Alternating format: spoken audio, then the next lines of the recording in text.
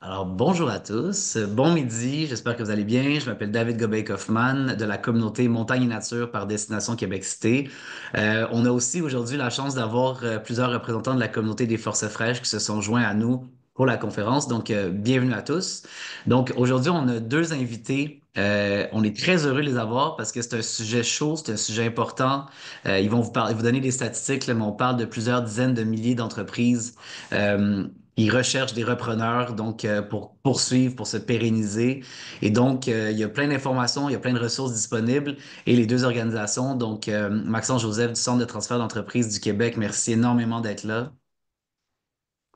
Il y a aussi Pierre Charret du réseau Coop, merci énormément d'être avec nous.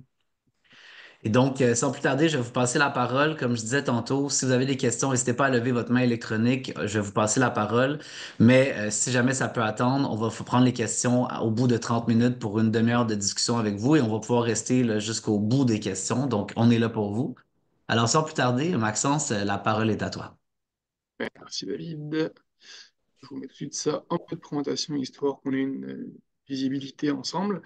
Donc, comme j'ai pu le mentionner, enchanté à tous, Maxence Joseph, économiste et conseiller en transfert d'entreprise pour le CETEC, pour la région de la capitale nationale. Je vais faire ça assez succinctement avec vous, puis je sais que Pierre, j'ai eu l'occasion de voir sa présentation. Je vais essayer de ne pas recouper les éléments qu'il mentionnera. David vient de mentionner qu'on a un enjeu au Québec. Je pense que vous êtes tous, si vous êtes présents aujourd'hui, vous êtes tous conscients de la question du reprenariat qui est assez centrale. Euh, en fait, depuis quasiment 5-10 ans, puis qui va continuer à l'être. En fait, depuis 2021, il y a plus de transferts d'entreprises qui se font au Québec que de création de nouvelles entreprises. Donc, c'est vraiment un enjeu majeur. C'est un enjeu qui touche aussi le vieillissement de la population qui est observable quasiment au jour le jour au Québec. Donc, on a quasiment, en fait, presque la moitié de nos entrepreneurs qui ont plus de 55 ans. Donc tranquillement, on va avoir beaucoup d'entrepreneurs qui vont devoir passer la POC à leurs enfants, à leurs employés, à des acheteurs externes.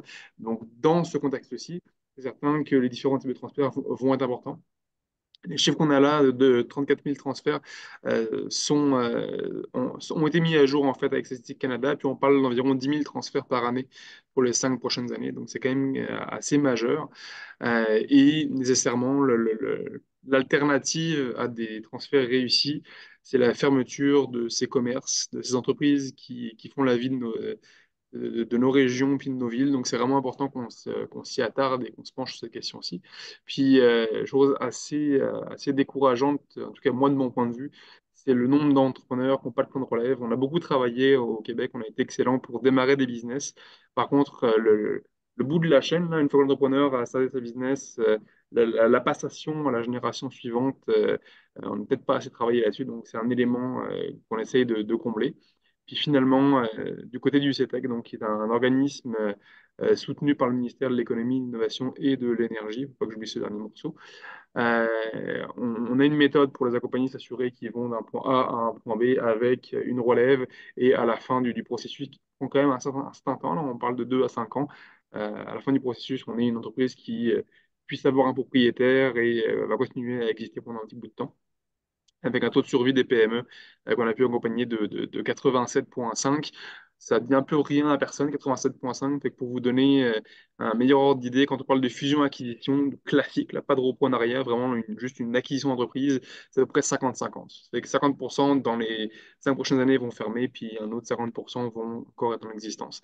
Donc c'est pour ça que c'est important de réussir à pouvoir accompagner ces entreprises.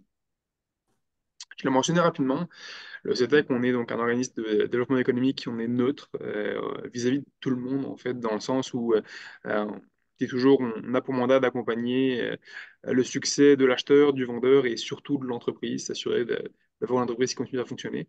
On a un mandat gouvernemental, une présence régionale. J'ai mentionné, moi, je suis conseiller pour la capitale nationale, mais j'ai des collègues dans chacune des régions.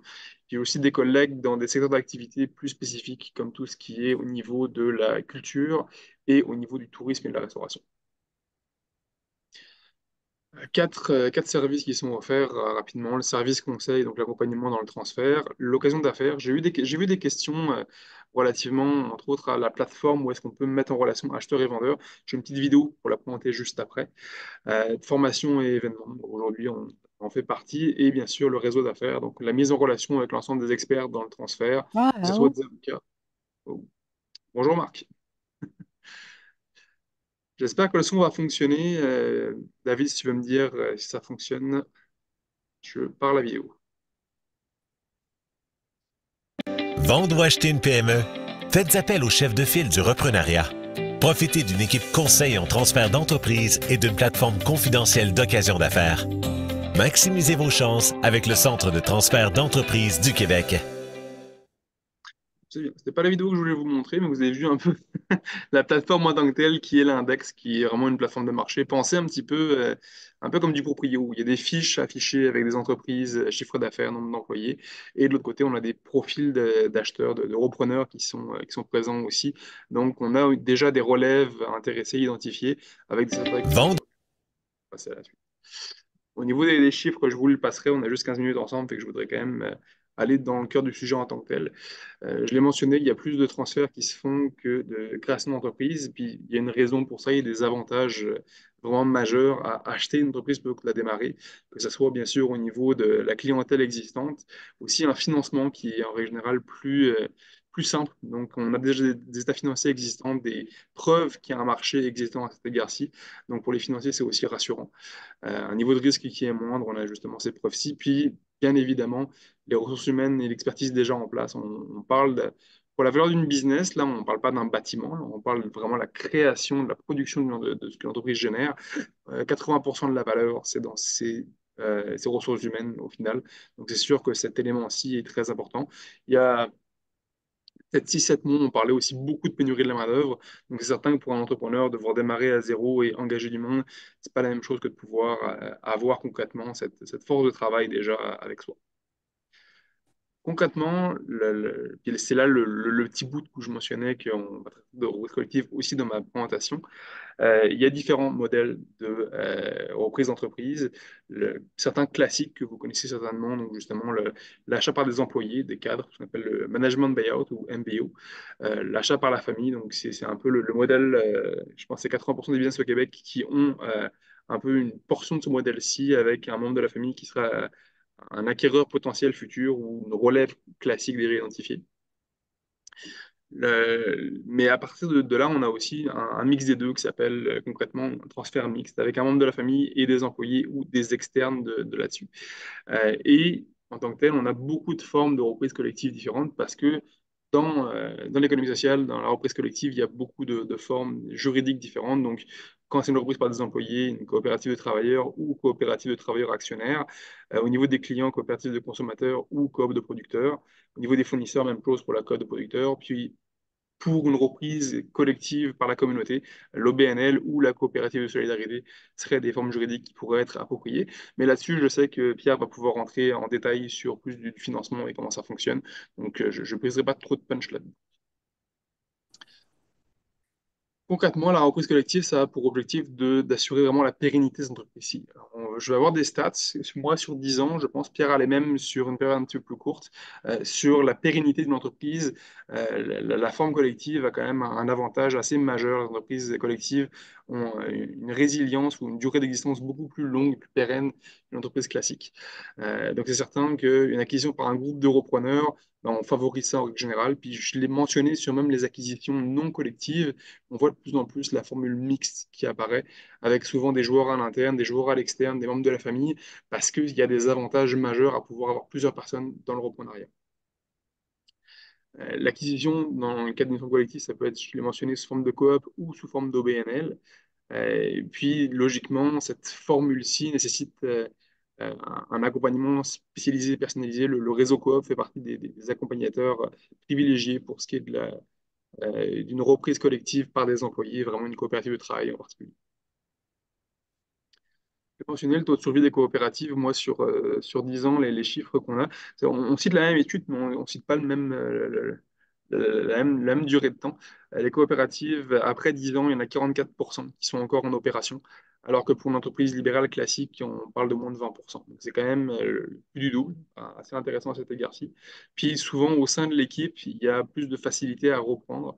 Donc les intentions de reprendre en équipe, c'est comme plus rassurant de se dire j'embarque dans le projet avec mes collègues qui connaissent aussi comment fonctionne la structure, c'est quoi la plus-value qu'on génère, c'est quoi les enjeux aussi qu'on peut avoir. Puis pour les bailleurs de fonds, bah, c'est aussi un élément qui peut être rassurant de se dire que les joueurs qui sont sur le plancher, qui vont reprendre, ben, ont cette connaissance fine de qu'est-ce qui marche et qu'est-ce qui ne marche pas. Tandis qu'un repreneur externe pourrait avoir parfois le désir, on pourrait dire souhaitable ou compréhensible, de changer des éléments qui peut-être seraient stratégiques pour l'entreprise.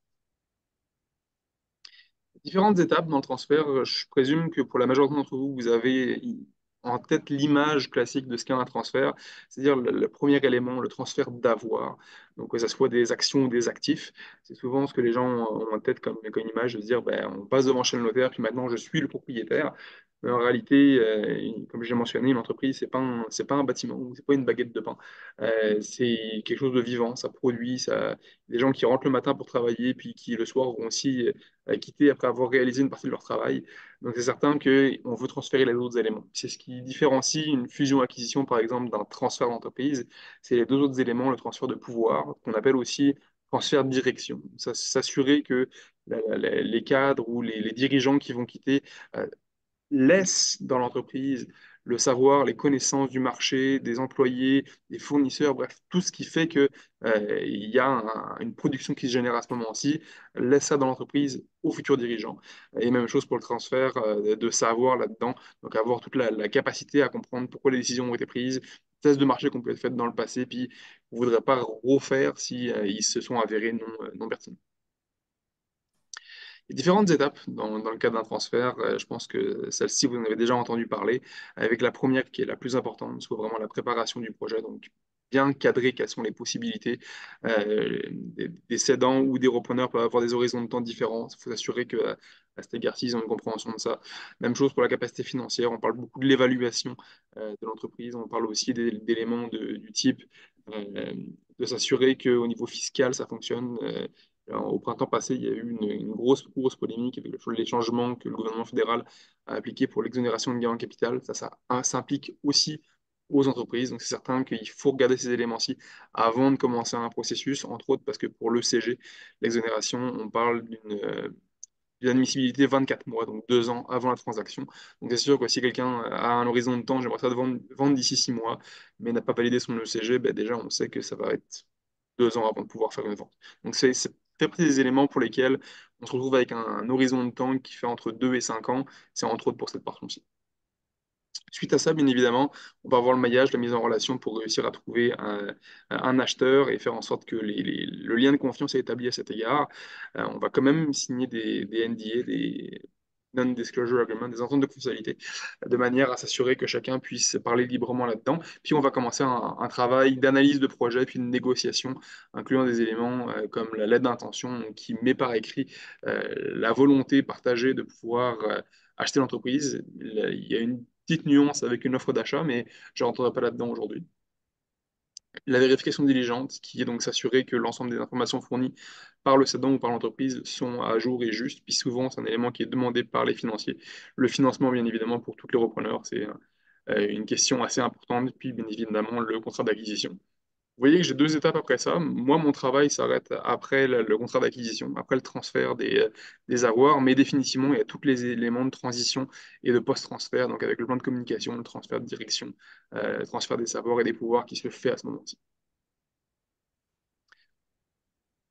Je voulais quand même parler rapidement. On a quelques programmes aussi d'accompagnement, nous, dans le cadre de notre pratique, entre autres le programme de soutien à la reprise collective qui vise à payer les experts autour du dossier. Donc, un des freins qu'on a identifié comme étant un enjeu pour les 10 000 entreprises par année que j'ai mentionné pour vendre, c'est les frais qui sont rattachés à la vente. Et puis, dans ces frais-ci, il y a par exemple l'évaluation de la juste valeur marchande de l'entreprise, il y a l'évaluation fiscale pour l'exonération de gain en capital, il y a des éléments pour la vérification des gens. Toutes les étapes qui sont présentes, ça prend des avocats, ça prend des notaires, ça prend des fiscalistes. Donc ça prend des experts autour qui vont avoir des frais nécessairement. C'est pas gratuit toutes ces étapes-ci. Puis dans le cadre d'une reprise collective où il y a plusieurs personnes qui se mettent ensemble déjà pour avoir une mise de fonds pour acheter, bah, ça peut être un frein important. Donc on a le programme du PSRC qui est là pour faciliter, en fait, réduire la barrière à l'entrée pour la reprise collective. programme ci, il est fait de deux volets. En fait, le premier volet qui est un soutien financier pour les cédants, donc au niveau de l'évaluation de la faisabilité financière avec un groupe de repreneurs dans le cadre d'un reprise collective, puis une évaluation de faisabilité aussi pour tout ce qui est les éléments opérationnels et juridiques. Donc, on couvre jusqu'à 80% des dépenses admissibles jusqu'au montant qui sont indiqués ici, là.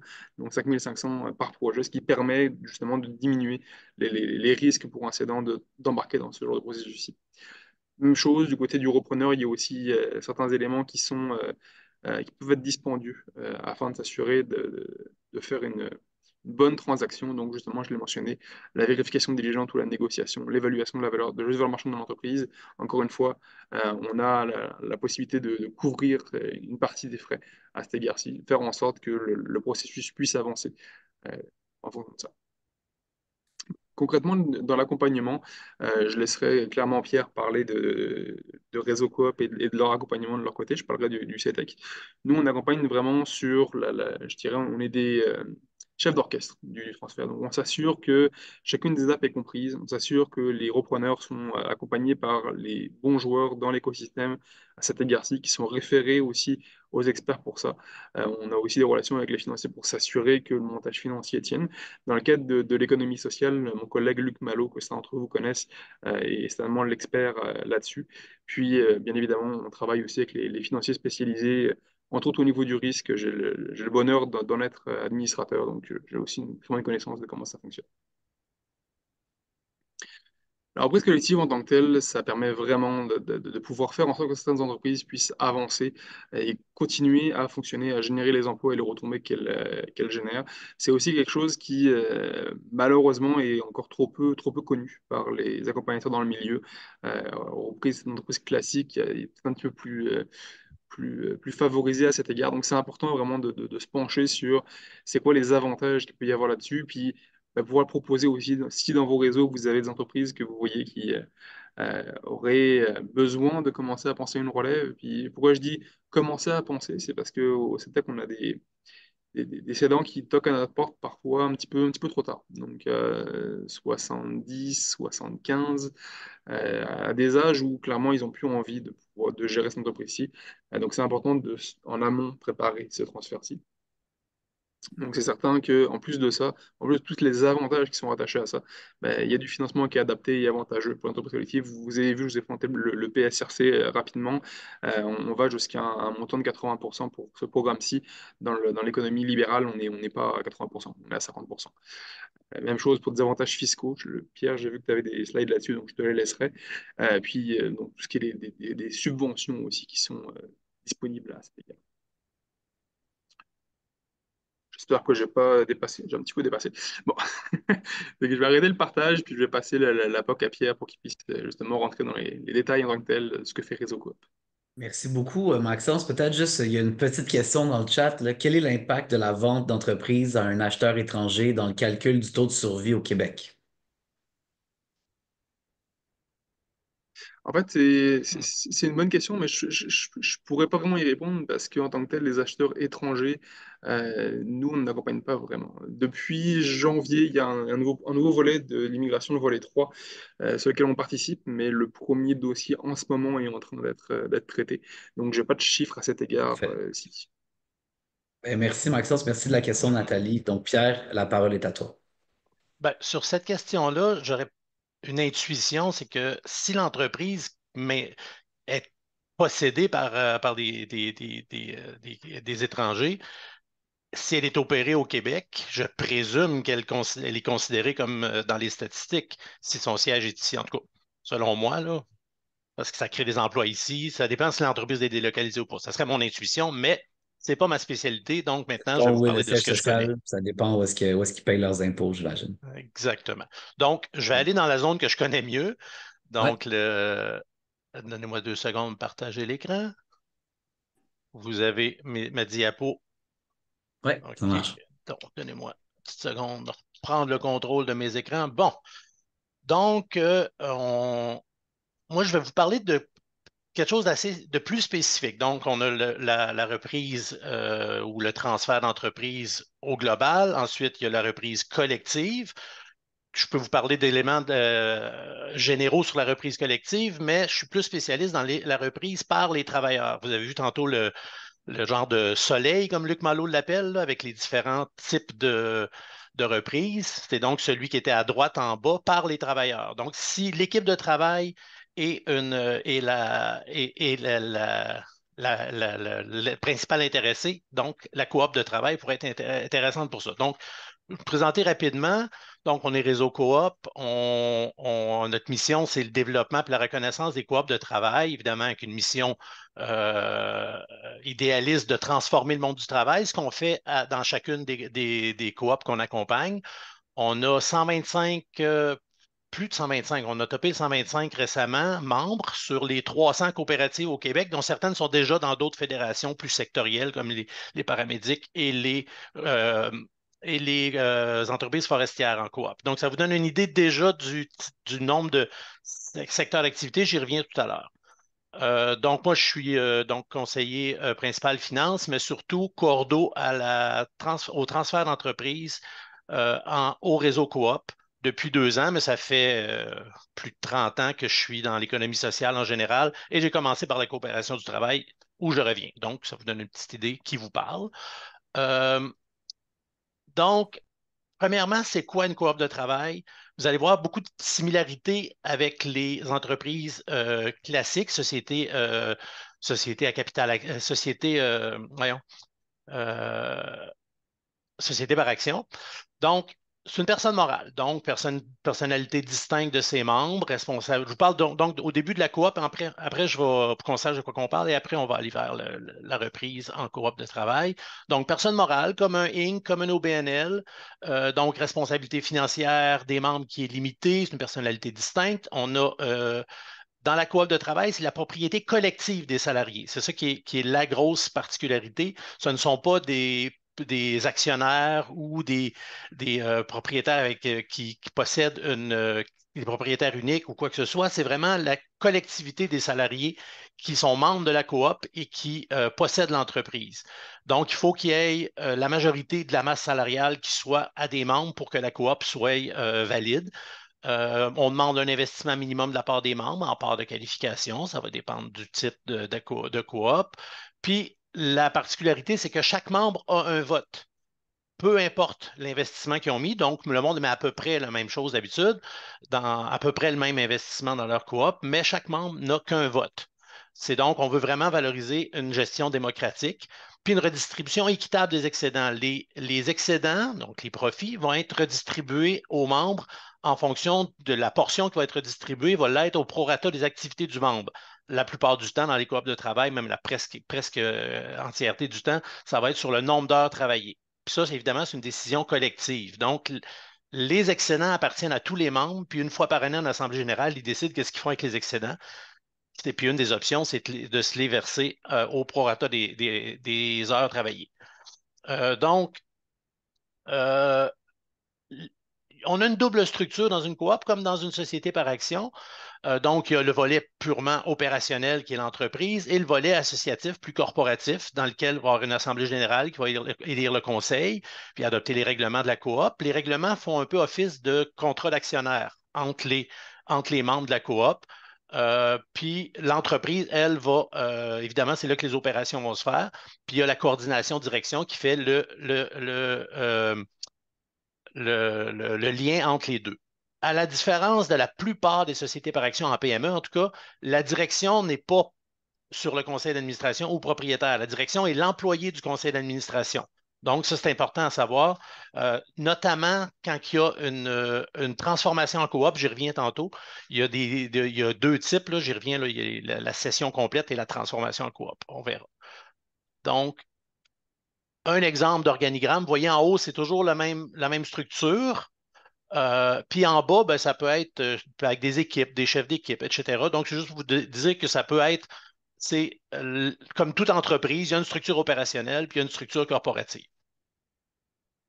Le bilan final, la structure financière ressemble à toute entreprise, toute personne morale. Donc, il y a des actifs, des passifs et des avoirs. C'est là que la différence est avec les coopératives, c'est que les membres investissent des parts sociales privilégiées, qui sont nominatives, mais là, on ne partira pas sur les détails de tout ça. Et l'avoir de la coop est constitué de l'excédent de l'exercice qui va être réparti, comme je disais tantôt, soit maintenu dans la coop ou versé en ristourne. Et il y a la réserve qui est le patrimoine permanent de la coop. Ce n'est pas comme un bénéfice non réparti. Vu qu'on veut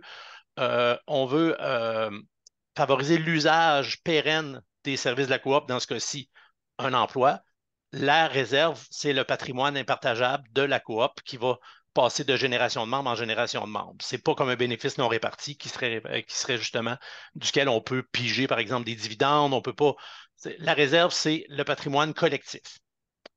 Il y a quelques incitatifs fiscaux à l'investissement. Ça va nous amener tranquillement vers le les plus transfert et financement du transfert. Il y a le régime d'investissement coopératif qui permet aux membres de déduire 125 des parts investies de leur revenu imposable. Ça, c'est très intéressant, c'est pour favoriser, au provincial, c'est pour favoriser la capitalisation par les membres. Donc, une personne qui met 3 000 puis qui a un revenu imposable de 50 000 serait imposé sur 46 750 plutôt que sur 50 000 en investissant dans sa coop. Très intéressant. Un REER autogéré, les coops peuvent aussi installer un REER. L'argent reste dans la coop, mais il y a un fiduciaire qui s'assure de produire les revenus, les relevés fiscaux, etc. Et c'est comme un REER, mais c'est géré par la coop. Donc, elle peut mettre un taux d'intérêt, elle le gère comme elle l'entend. Puis, c'est évidemment, on recommande de contribuer annuellement pour en faire un produit de retraite qui favorise la capitalisation en même temps de la coop. Donc, c'est un peu technique. Je vous disais qu'il y a des coops dans tous les secteurs d'activité. Donc, là, j'en ai librairies, c'est une petite librairie sur Ontario, des microbrasseries, il y en a une quinzaine au Québec, il y en a, je crois, 10, 11 qui sont membres chez nous au réseau coop. Hébergement loisirs, il y en a plusieurs. En agriculture, il y a plusieurs fermes. En santé, il y en a de plus en plus parce qu'il y a quand même des corporations qui commencent à ouvrir pas des corporations, des ordres professionnels commencent à ouvrir à certaines professions. Donc, rénovation, construction, il y a vraiment toutes sortes de secteurs d'activité. On pourrait continuer, là, il y en a dans à peu près tous les secteurs d'activité. Services aux entreprises, tantôt services aux personnes. Donc, en graphisme, en architecture, des consultants en ingénierie, des consultants pour des ateliers participatifs, design. On a à peu près, comme je disais tantôt, il y a de plus en plus d'ordres professionnels qui s'ouvrent aux coops de travail. Donc, ce n'est pas le secteur d'activité qui fait qu'une coop peut aller ou pas. Tantôt, Maxence parlait de statistiques. Là, j'ai les ai sur 5 ans. Ce qui nous donnait tantôt, c'était du 10 ans. Puis spécifique aux coops de travail. Vous voyez, après 5 ans, on a 35 des entreprises classiques qui sont encore en route. Ça, c'est des statistiques qui ont été produites par le Conseil québécois de la coopération mutualité 2022. C'est assez récent. Et les coops de travail sont à 56 Et il y a une augmentation d'ailleurs de 46 à 56 dans les 15 dernières années. Semble-t-il, puis là, on veut pas se vanter, mais c'est le ministère qui a dit ça, que notre accompagnement aux coops de travail a beaucoup contribué à l'augmentation de ce taux de survie-là. On pourrait pas, ce serait difficile de ne pas la plugger, celle-là, parce qu'elle est quand même assez intéressante. Donc, coop de travail, plus de survie pour différents facteurs. Il y a un écosystème d'accompagnement, un écosystème de financement qui n'est pas du type à mettre des entreprises en faillite ou quoi que ce soit. On a évidemment les personnes à l'intérieur, c'est un collectif, c'est plus de cerveau, plus d'énergie qui est canalisée vers la survie de ces entreprises-là. C'est parmi les facteurs de survie qu'on a identifiés. Bon, maintenant, je vais vous parler de transfert en tant que tel. Évidemment, il y a le profil du cédant. Si le cédant, c'est un PDG à Bangkok, ça se peut qu'il ne pense pas d'une multinationale. Évidemment, il n'y a peut-être pas le profil de faire un transfert en collectif. Donc, on parle de petites entreprises, 3 à 50 salariés. C'est une étude qui avait été faite à l'Université de Toronto. Évidemment, tous ces facteurs-là ne sont pas obligatoires pour faire une vente à son équipe, un transfert en collectif. Mais ça, c'est le profil idéal. Donc, un cédant qui est fondateur, qui veut que son entreprise continue, qu'elle ne soit pas dilapidée pour la liste de clients, par exemple. C'est des genres de choses qui se font, des fois des achats sauvages, etc. Ils veulent vraiment que le projet continue. 3 à 50 salariés, comme je l'ai dit.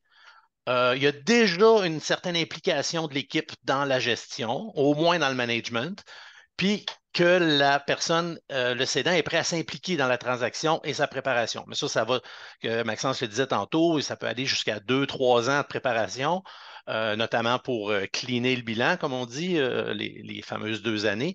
Mais au-delà de ça, il y a vraiment c'est une collaboration qu'on cherche, notamment, et je vais y revenir, pour le transfert des savoirs, qui est très important dans une coop de travail. Il y a des particularités sur lesquelles je vais attirer votre attention tout à l'heure. Je parlais de 2 types de transferts. Donc, le premier, c'est le classique. Le cédant quitte, vend son entreprise à ses employés. Donc, 2 éléments là-dedans importants, c'est que le transfert des savoirs doit se faire parce qu'on doit avoir une période de transition parce que c'est l'équipe qui reprend en main la gestion. C'est sûr peut-être je vais dire des choses un peu, comme je dis, un peu coupées à la machette, un peu, là. Une entreprise privée qu'un individu achète et veut diriger, ben, du côté des employés, ça ne change pas grand-chose. C'est au niveau des 2 personnes, donc du cédant et de l'acheteur, que le transfert des savoirs doit se faire. Tandis que dans une structure collective, le transfert des savoirs doit impliquer les membres de la future coopérative, au moins un noyau. Donc, c'est pour ça qu'on trouve ça important qu'il y ait vraiment une période de transition en bonne et due forme qui se fasse 3, 6, des fois plus long que ça, 3, 6 mois. Donc, nécessaire transfert des savoirs. Puis il y a un changement de posture. Les salariés passent d'employés à travailleurs membres, entrepreneurs collectifs. Il y a donc une appropriation à se faire. Ça, c'est le genre de choses qui doit se faire avec un accompagnement. Nous, en l'occurrence, c'est des RQ, Coop de développement régional du Québec pour les autres types de coop. Donc, il faut qu'il y ait quand même un accompagnement qui se fasse pour quand il y a des employés qui passent de travailleurs membres à entrepreneurs collectifs. Je parle plus pour les coops de solidarité dans le cas de coop de développement régional. Nous, on va s'occuper plus des coops de travail. Si le cédant reste, parce que des fois, on parlait tantôt de toutes les statistiques, les gens qui ont les entrepreneurs qui ont besoin de vendre, mais des fois, les entrepreneurs ont besoin de recruter leur équipe dans l'organisation, de mobiliser leur équipe ou de transformer en coop, puis éventuellement prendre sa retraite. Donc, il y a différentes étapes. Puis donc, si le cédant reste dans la coop, donc c'est la continuité des activités, il faut redéfinir les activités avec les membres. Puis, il y a un changement de posture, évidemment, comme je disais tantôt, l'appropriation par les membres, mais il y a aussi le cédant qui devient membre de la coop, à part égale avec les autres. Donc, il faut qu'il se désapproprie son entreprise puis qu'il se la réapproprie en tant que membre. Ça, c'est intéressant, puis c'est un processus qu'on accompagne dans différents dossiers. Donc, quelques cas à succès dans le passé. Il y a quelques radios commerciales, 3, 4, 3 en fait, j'en ai 2 à l'écran, mais il y en a 3 qui ont été faites qui ont été transférées à leurs employés. Il y a eu 3 franchises de Saint-Hubert qui ont été transférées en coop de travail dans le passé. Café Central aussi en restauration, donc à Rimouski. Eux autres, c'est avec un bâtiment, puis c'est vraiment là, c'est un cas classique. Les employés qui se forment en coop, qui font le plan d'affaires, montage financier et achètent le bâtiment. Ici, Promo Plastique dans Beaupré, je crois qu'il y a quelqu'un de Beaupré qui connaît peut-être Promo Plastique. Donc, c'est une usine qui a vendu une de ses sections à ses employés, qui fait les bonhommes carnaval puis les bracelets de Festival d'été de Québec notamment. Et il y a 25 ou 30 je crois, 25 des services ambulanciers au Québec qui sont offerts par des coops de travail dans le cas qui sont issus d'acquisitions d'entreprises par des coops avec l'aide de leurs syndicats. Donc, c'est assez intéressant, ça, comme type. Des exemples de coop qu'on accompagne au réseau. Bon, le monde Montagne Nature connaissent peut-être Matawan et Nouvelle Vague en rafting. Donc, ça, c'est des dossiers qu'on a accompagnés cette année. Je travaillais avec Nouvelle Vague ce matin d'ailleurs. C'est encore, on est en post-transfert. Je parlais d'accompagnement post-transfert. Nouvelle Vague est en plein là-dedans. On a eu un autre Edgar qui est en post-transfert aussi. On a fait un accompagnement au niveau de la réorganisation interne. Puis, il y en a divers. Des consultants, Écoterritoire Bleu-Forêt, recyclage de métal et d'électronique Reciborg. Ça, c'était des sociétés en non collectif qui ont transformé. Les autres, c'est des Inc. CES Informatique au Saguenay, ça a été un OBNL qui a vendu ses actifs aux employés de la section informatique de leur organisme. Donc, il y a des sessions d'entreprise, des transformations en coop, comme je disais tantôt, et on a toujours beaucoup d'accompagnement qui roulent. Certains ne vont pas se rendent pas, comme tout projet, et il y en a toujours quelques-uns par année qui se transforment en coop, et ça augmente de mois en mois au niveau des demandes grâce à une excellente stratégie de communication de tout l'écosystème de reprise collective. Des conditions de réussite, je regarde mon timer, c'est pas si mal. L'équipe idéale, donc, les employés sont en poste depuis plusieurs années. Après, il faut qu'il y ait une certaine rétention. L'équipe possède des compétences complémentaires. Les employés démontrent un intérêt à être consultés. Donc, il y a déjà une gestion participative, comme je disais tantôt, pour le cédant. Idéal. Les employés ont à cœur le succès de l'entreprise. Donc, il y a un sentiment d'appartenance. Ça, c'est l'équipe idéale. Puis des conditions de réussite, ben, partenariat cédant-repreneur. Si le cédant veut vendre au plus vite à n'importe qui, c'est peut-être pas une bonne idée d'embarquer dans un processus sans avoir une lettre d'intention avec des délais et de quoi de solide. Adhésion au projet, transfert en coop. Donc, on veut que le cédant soit un partenaire du projet.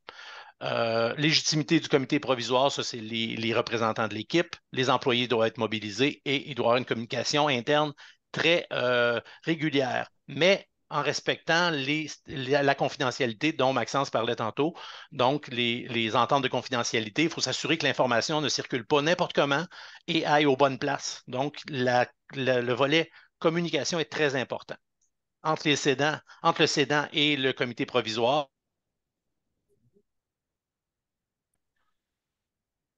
mais pourtant, je vais rapidement là-dessus, mais quand même prendre un petit moment. C'est qu'on a tendance à croire, si je vends mes employés, je vais le vendre moins cher. Ce n'est pas vrai, ça peut être le même prix.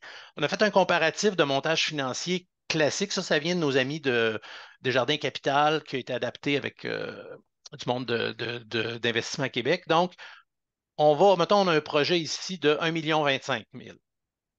On a 500 000 en prêt. 775 en prêt, mais là, la balance de vente prêt subordonné de 130 000 et 120 000 de mise de fonds. On a quand même presque un 25 de mise de fonds ici, sans considérer la balance de vente. En entreprise collective, je vais commencer par en bas. Vous voyez, les membres ont beaucoup moins. On va s'attendre à une moins grosse mise de fonds. C'est des travailleurs, c'est des travailleuses. Donc, ici, on a un montage typique de 20 000. On a une balance de vente un peu moins haute, mais là, on a une panoplie d'acteurs financiers dont certains sont spécialisés en entreprise collective et en reprise collective. Le CETEC, on a parlé tantôt du programme de soutien à la reprise collective. Il y a eu un 30 000 ici. L'Investissement Québec, il y a un programme spécifique aux entreprises pour les reprises collectives. Puis différents acteurs de l'économie sociale. Il y a vraiment un écosystème de financement qui se parle et qui fait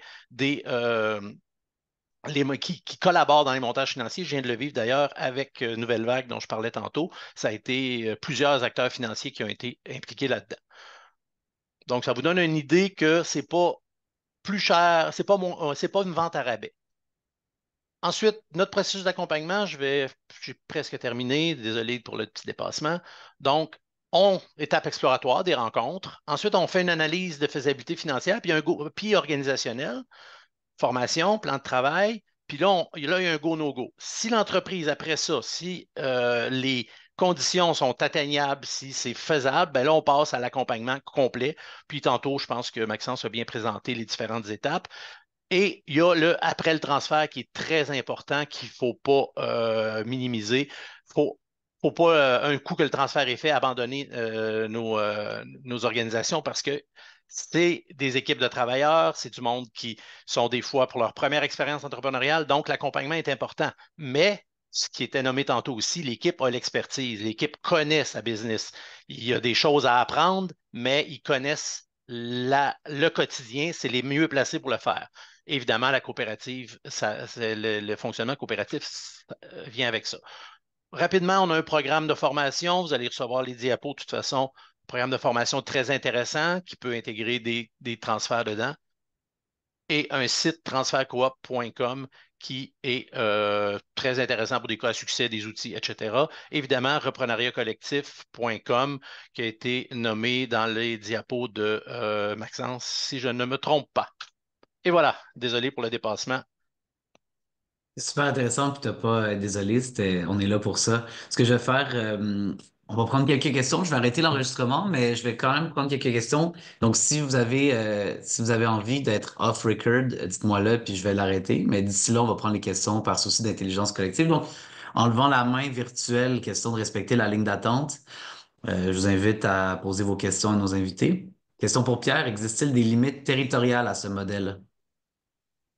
J'ai eu une limite territoriale avec la... On avait une entreprise qui avait une filiale aux États-Unis. Il faut qu'il y ait un lien d'usage réel. Donc, tout le Canada, n'importe qui au BC ou en Ontario ou au Québec peut travailler pour une coop de travail au Québec. Mais aux États-Unis, il faut qu'il y ait une corpo là-bas. Donc, c'est à peu près la seule limite. Mais à grandeur du Canada, il n'y a pas de problème pour les coops de travail pour pouvoir avoir des membres à Super. grandeur. Merci Pierre. Maxence? Oui, ben, en fait, je voulais vous montrer à quoi ressemblait l'index. Tantôt, ma petite vidéo était un petit peu escamotée. C'est que je vais partager mon écran, vous montrer c'est quoi concrètement la plateforme, parce que je pense que ça vaut la peine que vous ayez une idée de quoi ça ressemble pour ceux qui font de l'accompagnement à cet égard. Donc, c'est vraiment une plateforme, Mhm. comme je disais, pensez à du proprio, là où on a des fiches d'entreprise affichées avec la région géographique, le chiffre d'affaires, le BAYA, le nombre d'employés. Puis de l'autre bord, on a donc des profils de repreneurs, donc à l'inverse, qui eux ont des intérêts d'entreprise, régions recherchées, mise de fonds disponibles. Donc c'est un peu à ça que ça ressemble concrètement, vu que ma petite vidéo, apparemment, je n'avais pas la bonne. Donc, je voulais au moins vous le montrer. Puis, je sais qu'il y a eu plusieurs questions sur est-ce qu'il y a une plateforme qui existe, etc. Donc, je trouvais important de le mentionner. Par rapport à la question géographique, nous, c'était qu'on est financé par le ministère. Donc, on accompagne uniquement si le siège social est au Québec. C'est Maxence. Si vous avez des questions, il nous reste 14 minutes avec nos invités, donc c'est le moment. Toutes les questions sont bonnes. N'oubliez pas que toutes vos questions sont probablement les mêmes questions que d'autres personnes n'osent pas poser, donc n'hésitez pas. Le CETEC pourrait rentrer dans le processus de reprise d'une entreprise seulement pour le financement? Question? C'est sûr qu'à toute étape, on peut être là. Sincèrement, la valeur ajoutée du CETEC est dans la préparation au transfert. Donc, arriver au financement, si on est vraiment juste à ce moment-ci, on va pouvoir donner un coup de main. On a nos réseaux de contact aussi pour le financement. Puis, je pense, Dimena, que tu es au microcrédit, si je ne me trompe pas. C'est certain qu'on va pouvoir donner un coup de main, mais c'est une fraction pour nous de l'accompagnement de ce qu'on peut faire. Super. Merci Maxence, c'est très clair. Vous avez d'autres questions? Puis ça peut être aussi des cas particuliers, tu sais, pour un ami, là, tu sais, où est-ce que vous nous donnez des cas de figure puis qu'on puisse réfléchir à votre situation. Donc, n'hésitez surtout pas. Comment peut-on réagir? Comment peut réagir la famille ou les employés lors d'une reprise? C'est une bonne question. J'essaierais quelque chose. Pour la famille, je ne sais pas, mais pour les employés, j'ai vu je crois qu'il faut faire attention. Je ne peux pas dire comment ils vont réagir, mais c'est arrivé dans quelques dossiers que c'était le cédant qui nous contactait, puis il fallait vraiment y aller tout doucement, parler au noyau pour ne pas créer la panique. Parce qu'il peut y avoir chez les employés une crainte. L'entreprise est à vendre, on va perdre nos jobs. Fait que nous, on promeut une approche, à moins que ce soit une coop, une entreprise de 3 personnes, on va parler à tout le monde en même temps, mais mettons une entreprise de 20 employés, ben, parler avec le cédant, parler avec son noyau mobilisé pour faire une stratégie de communication à l'interne. Ça, c'est très important. J'imagine que pour la famille, il faut faire attention aussi, là, mais pour ce qui est des employés, avec l'expérience qu'on a, il faut faire attention à la façon dont c'est communiqué à l'interne et aussi faire attention une de nos questions, c'est est-ce que vous avez fait des approches avec les cadres pour pas que les cadres se sentent bypassés?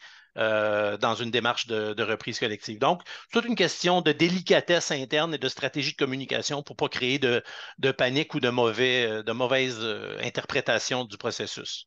Nous autres, on veut vraiment s'assurer. Est-ce très C'est pertinent? J'imagine que Pierre, tu veux réagir parce que je me dis, moi, mon expérience, c'est que il y a aussi la valeur de l'entreprise qui est liée à la main-d'œuvre. Fait que, tu sais, c'est sûr que dans un contexte de reprise collective, c'est une chose, mais dans un contexte de reprise régulière, tu veux vendre, tu viens avec un package RH, c'est vraiment une mauvaise manière de le dire, là. Mais tu sais, c'est sûr que s'il y a une fuite des employés, la valeur de l'entreprise baisse, Maxence.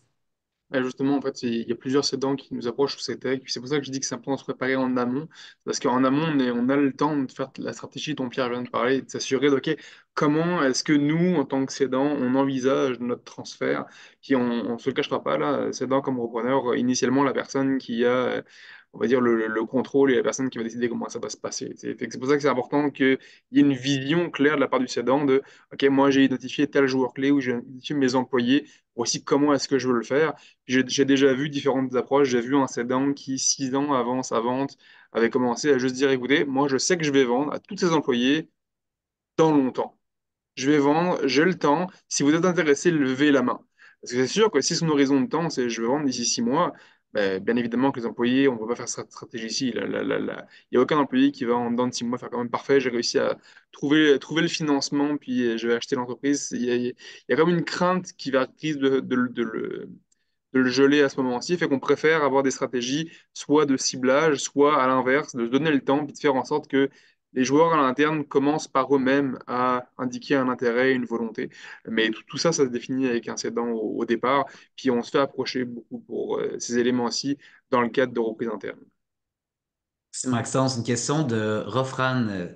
Quel est le délai moyen, c'est parfait, d'une opération de reprenariat de la première démarche jusqu'à la finalisation?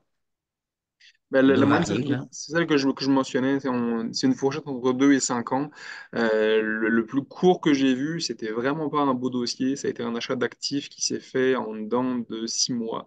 Puis c'était un petit peu le couteau sous la gorge de soit le cédant ferme et d'acheter les actifs maintenant, ou ben tu les auras pas. La personne déménageait d'Abitibi pour venir à Québec, qui avait acheté sa maison. Bref, c'était un petit peu déséquilibré comme relation. Mais je dirais qu'un bon processus, un processus qui fonctionne, là, on parlerait de 2 ans. Là, tu sais. Puis au-delà de l'exonération, ça a été validé, s'assurer que tous les fils sont attachés, que le financement marche bien, que l'enlignement aussi fonctionne, parce que la vision que le cédant peut avoir, puis celle que les repreneurs peuvent avoir n'est pas la même. L'exemple classique de ça, c'est la durée d'accompagnement post-transfert. Très souvent, au début, les repreneurs veulent en avoir le plus possible, puis au bout d'un an, ils ont les mains sur le volant, puis ils veulent plus voir le cédant. Donc, il y a vraiment cet élément aussi de s'assurer, ben, c'est quoi les portes de sortie qu'on peut avoir pour le cédant. Moi, je m'engage à tant de temps, mais tu sais, dans le cadre de la négociation, il y a aussi des contrats de travail qui sont signés souvent entre les acquéreurs puis le vendeur en Mhm. disant, bah, écoute, je vais t'embaucher pendant tant de temps. Donc là, si le repreneur a une vision, j'ai besoin de toi pendant 2 ans, puis au final, au bout d'un an, il veut s'en débarrasser, comment est-ce qu'on règle cette portion-ci? Donc c'est sûr que ces éléments-ci, mais pour la réponse, Mhm. de combien de temps en moyenne, de 2 à 5 ans, c'est Deux la à réponse. 5 ans. Ça marche, Moi, ça. je Non. je Oui. pourrais peut-être mettre plus spécifique. Nous autres, évidemment, une fois, habituellement, il arrive, le cédant est relativement prêt. Mais une fois que le cédant est prêt, donc le 2 ans maximum demandé pour les exos en gain en capital, moi, j'ai vu un ultra rapide, mais très simple de 6 mois. Puis c'était un OBNL qui vendait ses actifs à sa section, comme je parlais tantôt, c'était CES Info. Puis avec une collaboration CDRQ, c'est réseau, ça a été super rapide. 6 mois, c'est très exceptionnel. De l'autre côté, ça peut prendre jusqu'à 2 ans d'accompagnement. Ça avait pris, je crois, 2 ans avant que l'entreprise soit achetée. Il y a eu une période de négociation, etc. Donc, mais un an, une fois que le cédant est prêt, en accompagnement et tout, ça peut aller de 1 à 2 ans, je crois, selon la complexité du dossier et les montants de financement à lever, pour ce qui est de la reprise par les travailleurs. Merci, Pierre. On y va en rafale. Il nous reste 7 minutes, donc on profite de votre intelligence, messieurs. Dans une petite communauté, comment aider un cédant à céder son entreprise sans avoir la peur de perdre ses clients suite à l'annonce de la vente? Habituellement, la vente se fait avant d'annoncer. Il y a un plan le plan de communication externe se fait une fois que la vente est faite, donc normalement, le client, pour lui, ne voit pas de différence. Lorsqu'il découvre que l'entreprise est vendue, ben, c'est déjà fait. Normalement, c'est ça l'approche. Après, je comprends que, dépendamment de la taille de la communauté, ben, le NDA doit être assez solide. J'entends que. Mais Ouais. oui. Puis il doit peut-être inviter le cédant à retenir, même avec ses amis, ses cousins, ses frères, pour un petit bout, l'information, disons. Techniquement, le NDA précise les personnes qui sont autorisées, à qui on est supposé de pouvoir dévoiler l'information. Puis là-dedans, c'est les experts, notaires, banquiers, Pierre ou moi, par exemple. Mais c'est pas mal ça. Il n'y a pas supposé même en parler avec sa blonde. Là. J'ai vu des transferts où la conjointe n'était pas au courant du fait que l'entreprise allait être vendue avant que le notaire soit passé dessus. On s'entend. Fait que si David Bureau demande, je n'ai aucune expérience en entrepreneuriat, est-ce que ça arrive parfois de faire un stage dans une entreprise qui m'intéresse avant de devenir repreneur? Ça arrive, c'est pas. Ben, durant la période de grosse pénurie de main-d'œuvre, j'avais des entrepreneurs qui disaient vouloir vendre et qui avaient offraient des emplois de cette manière-ci, en disant ah, je vais te le vendre, mais tu sais, c'était pas clair si c'était vraiment ça la structure finale. Ça arrive, en règle générale, dépendamment de la taille de l'entreprise, ça se peut qu'il va favoriser de toute manière des employés déjà en place. C'est logique pour lui. Il n'y a pas vraiment de raison de dire bah, je vais prendre quelqu'un à l'externe que je vais engager comme stagiaire pour peut-être lui vendre plus tard. Dans ce cas-ci, pourquoi est-ce que j'envisagerais pas de le vendre directement à mes employés à l'interne? Maxence, Pierre, veux-tu réagir? Non, ça va pour celle-là. La prochaine, j'ai une réponse. Ben, les deux prochaines, oui. Ben, parfait. D'accord, je vais commencer par celle de Martin Saint-Denis. Existe-t-il une façon pour gagner du temps? Je continue. Y a-t-il des partenaires qui peuvent prendre un intérim pour la session pour laisser le temps aux employés de s'organiser? Genre d'équipe Euh, transitoire, là. OK, il y a deux choses là-dedans. Il y a, oui, dans un dossier qu'on avait eu, il y avait eu une direction générale qui avait été engagée pour faire la transition. Engagée exprès pour ça, puis c'était quand même une coop de 70 membres, 80 quelques employés. Euh, Puis l'autre élément pour gagner du temps aussi, il y a quelque chose qui est en train de se mettre sur pied. On ne sait pas combien ça va prendre de temps, c'est en train de se mettre sur pied. Une société d'acquisition. Donc, qui achète l'entreprise pour, parce que, par exemple, le cédant est pressé, on a peur de le perdre, puis les employés veulent s'organiser. Fait que là, on change de propriétaire, puis là, on laisse le temps aux employés de s'organiser. Donc, ça, c'est quelque chose qui existe, mais l'embauche d'un chargé de projet durant le transfert peut être très utile, mais évidemment, ouais, ça peut faire gagner du temps, effectivement. Qu'on voit quand même dans un contexte d'investissement privé. Des firmes d'investissement avec des équipes d'opérations exécutives qui viennent faire un peu Mhm. le transfert. Puis, les autres, c'est dans le but de revendre, mais ça existe quand même, ce modèle-là, à une autre C'est échelle. en train de se bâtir. Il y a un projet pilote présentement en entreprise collective pour ça. Super intéressant. Merci, Pierre. Maxence, veux-tu réagir? Non, c'est très clair. C'est parfait. Euh, Yves, faites-vous un accompagnement pour une entreprise qui fait en même temps une incorporation et une coop de travailleurs? Je suis pas sûr de comprendre. Il peut y Peut-être que tu peux avoir. réagir. Yves, tu veux-tu bonifier Ouais, ta préciser la question? question, hein. Je vais réactiver mon micro. Moi, c'est ça, je suis en société en non collectif et puis je transfère mes actifs pour dans une incorporation, une Inc. Puis en même temps, je veux créer une coopérative de travailleurs dans mon entreprise qui accompagnerait les démarches, les activités de mon entreprise, qui serait Inc. Euh, donc, je ferais les deux, une coopérative de travailleurs et une Mhm. incorporation. Là, présentement, je suis en société en non collectif. OK. Ben, faudrait s'en reparler plus en détail parce qu'il y a différents modèles qui existent. Il y a la coop de travailleurs actionnaires qui les employés investissent dans l'entreprise. Mhm. Il peut y avoir un Inc. qui est propriété de la coopérative. Il peut y avoir un Inc. avec un contrat avec la coopérative. Il y a toutes sortes de modèles qui existent. J'avoue là, que je suis à répondre comme ça, là, parce que oui, l'hybridation, comment on appelle ça, l'hybridation organisationnelle existe. Il y a toutes sortes de modèles. Tu vas avoir des OBNL coop avec le même conseil d'administration, toutes sortes de choses qui se peuvent. Faudrait regarder ça en détail vraiment pour voir OK. c'est quoi le rôle de la coop de travail par rapport au Inc. Puis, OK. Ben, donc, vous accompagnez un peu, là. bon, on va défricher avec vous, c'est sûr, puis voir pour vous puis s'assurer que vous avez les meilleures ressources pour aller au bout. Parce que peut-être que c'est pas la coop de travail, peut-être que c'est la coop de travail. Il faut avoir une bonne jase là-dessus pour voir ça serait quoi le modèle Moi, je suis idéal. très intéressé à faire un suivi. On peut se laisser nos coordonnées. Oui, oui, oui. Je vous propose Merci. d'abord, Pierre, Maxence, si vous voulez mettre vos coordonnées dans le chat, mais de toute façon, je vous ai tous écrit un courriel préalablement à cette rencontre-là et Maxence et Pierre étaient en CC. Donc, vous avez leur courriel. Il est 12h59. On se donne un devoir de vous libérer afin qu'il n'y ait pas de pression puis que vous viviez votre journée le mieux possible. Donc, Pierre Charette du réseau Coop, merci énormément. Maxence Joseph du CETEC, merci énormément. Merci à tous d'avoir pris le temps de nous rejoindre. Si vous ne connaissez pas la communauté Montagne et Nature, je vous invite à aller faire un tour sur le site web ou dans le chat. J'ai mis le lien vers le groupe LinkedIn. Donc, c'est des ateliers, une communauté d'intelligence collective autour du tourisme responsable et durable dans la communauté, donc dans les MRC de Portneuf, Jacques-Cartier, d'Orléans, Côte-de-Beaupré puis Wendake. Si vous êtes à l'extérieur du territoire puis vous voulez continuer la conversation, il y a la communauté des Forces fraîches. Donc, encore là, j'ai mis le lien du groupe LinkedIn dans le chat. N'hésitez pas à rejoindre. Donc, c'est une communauté pour entrepreneurs, porteurs de projets et acteurs de développement social, économique, culturel des 17 régions du Québec. C'est des communautés pour vous aider à vous réseauter, rencontrer des organismes peuvent vous accompagner pour réaliser vos projets. Donc, voilà, il est 1h d'après-midi. Je vous souhaite une magnifique journée puis au plaisir de vous revoir bientôt. Ah oui, 4 décembre 2024, Côte-de-Beaupré. C'est le 3e rassemblement de la communauté Montagne et Nature. Toutes les informations sur le site montagne et nature.ca. Donc, bonne journée tout le monde. Merci, c'était très intéressant.